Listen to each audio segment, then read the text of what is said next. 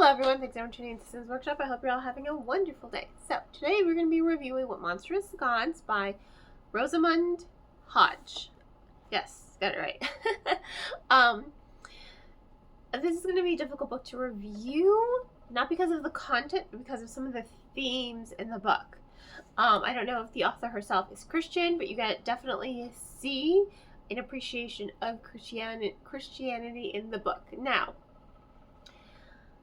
that could be a little off-putting to some people, and usually I don't always like it when religion is like in a book, because sometimes the authors are just kind of shoving it down your throat, their belief system, and it's like I'm just reading a book to like enjoy the book, you know, so I don't always appreciate that. However, Hodge didn't do that here.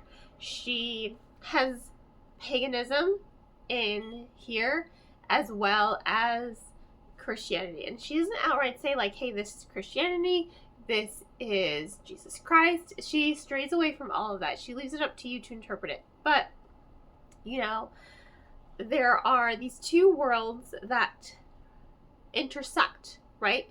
You have Leah's, Rankia's gods, and there are a lot of many gods in her religion, right? And she thinks her gods are benevolent, right? She thinks her gods are great. They bestow miracles like willy-nilly, right?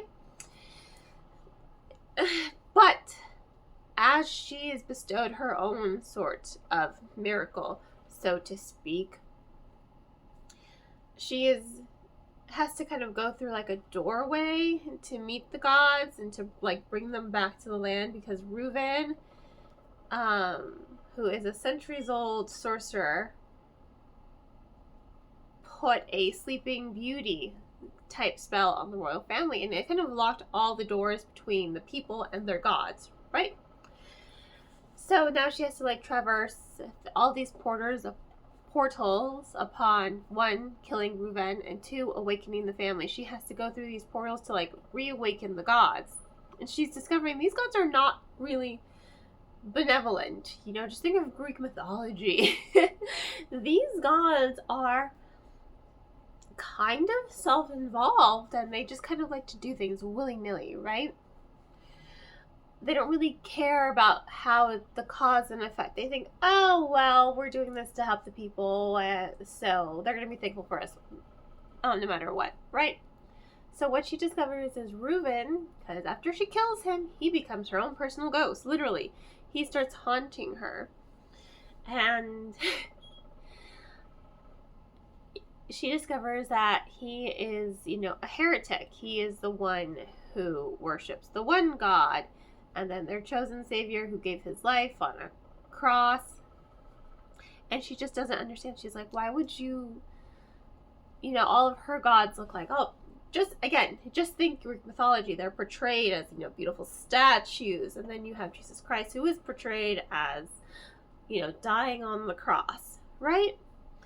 So she's like, how could you do that? So there's this really good discussion on religion, and it doesn't diminish paganism at all. And I think that that's what I really liked about it, because as someone who is pagan herself, whose family is Catholic, who has many Christian friends and Catholic friends, it's this nice, realistic discourse on religion. And Reuven always thought of her belief system as being flawed, and she thinks his belief system as being flawed. And together, they both discover, like, well, hey, both of our religions are flawed, but there are good qualities in each. And I like that discourse in the novel. It felt very realistic. I feel like the discussions that are going on in the book are discussions that should be held in real life. Like, you can disagree on things. It's okay to disagree, but they learn to respect each other. They learn to respect each other's belief system. And in doing so, they fall in love, because they're pushing each other's buttons. And as they're pushing each other's buttons, they're going like, oh, you kind of have a point.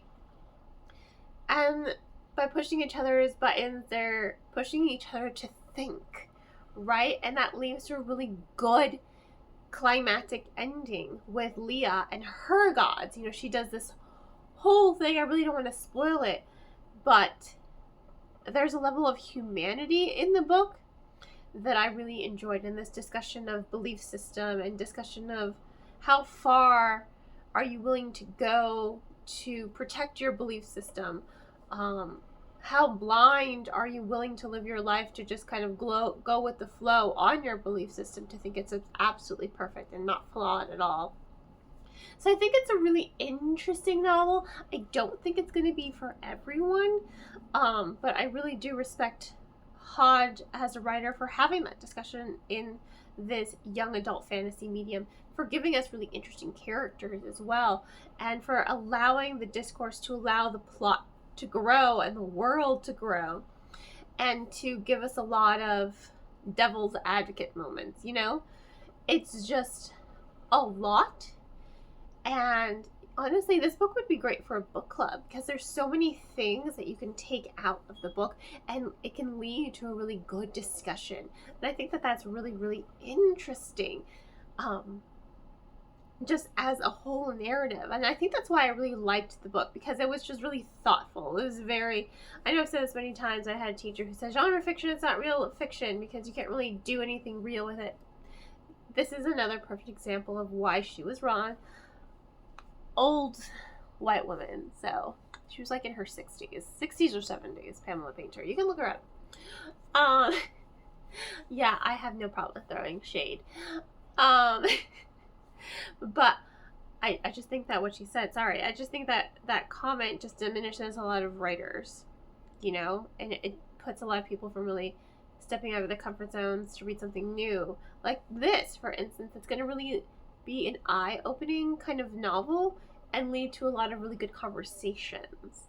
But it's a fantasy medium, you know. Hodge did her own world building.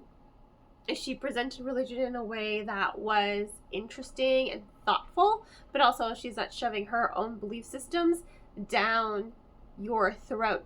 She's giving you the pros and cons of this religion, and also the pros and cons of this religion, and why we shouldn't shove religion down each other's throats. We should just be respectful. And I think that that was really interesting, and I really enjoyed it. So that's just my take on it. I don't think it's going to be for everyone, but I do think it's a book everyone should read because it does lead to a lot of discussions, and a lot of eye-opening and thoughtful discussions of that. So I think I'm going to give it, I think when I was done reading it, I gave it 3 stars. I'm going to retract that and give it a solid 4-star reading because of that. So it's one of those books that just sits with you, makes you think. And I like a book that makes you think. So yeah, a solid 4 stars. As always, I will include links to the author and where you can purchase the book in the description. Please don't forget to like, subscribe, and share with all your book-loving friends. I hope you all have a wonderful rest of your day, and as always, happy reading.